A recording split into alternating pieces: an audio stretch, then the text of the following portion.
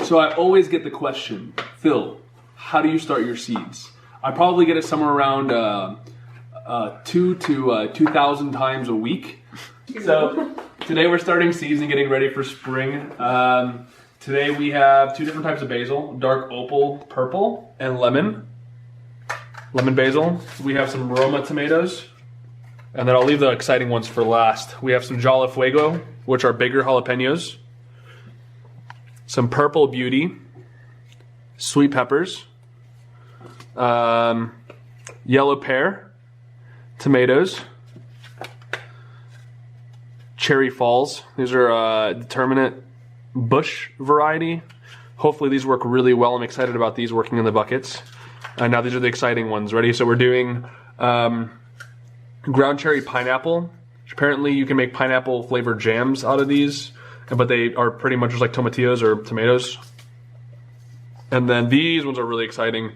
Lychee tomatoes. So these are a tomato that cannibals used to use that pairs very well with human meat. And then the last one, these are my wife's tomato black beauties.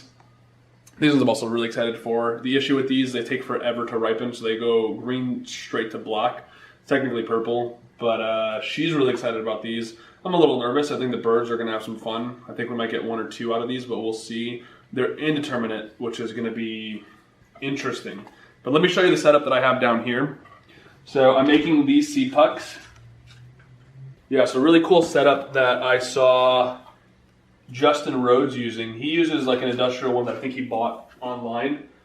I actually just broke, so I'm using a second piece of PVC. Essentially all you need is just a piece of PVC, a smaller piece of PVC, and then I cut this little circle out of wood and put a chopstick through it. You pack this up really tight.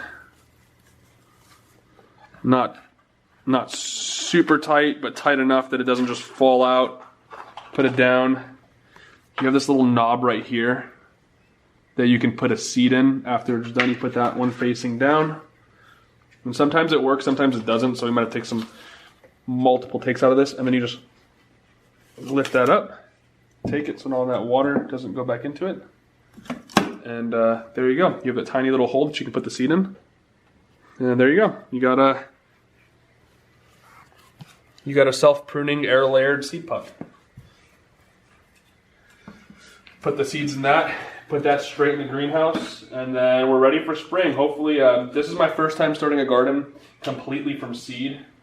Not gonna lie, I'm extremely nervous, but I have noticed, it wasn't Joe Salatin, the Back to Eden farmer talks a lot about this, about essentially growing plants from seed and how much stronger they are versus getting something directly in like a plastic, like from Bonnie. So I'm a little nervous, but I've noticed that a lot of my plants that start from seed, if I can get them to full production, do very well. The difference between most of my other years and this year is I have a greenhouse. So my eggplants already in the greenhouse are sprouting, and I got a light on them. They are doing very well, very well. So we'll see. Really excited about this year. I'm really excited about this year. The backyard's looking really good. I'll follow up with another video pretty soon, probably the next couple of days, just kind of showing you what's been happening. Okay. Well, it's fun, y'all. Have a good one. We'll see you next week. Or in 2 days. Or in 3 days. We'll see you sometime.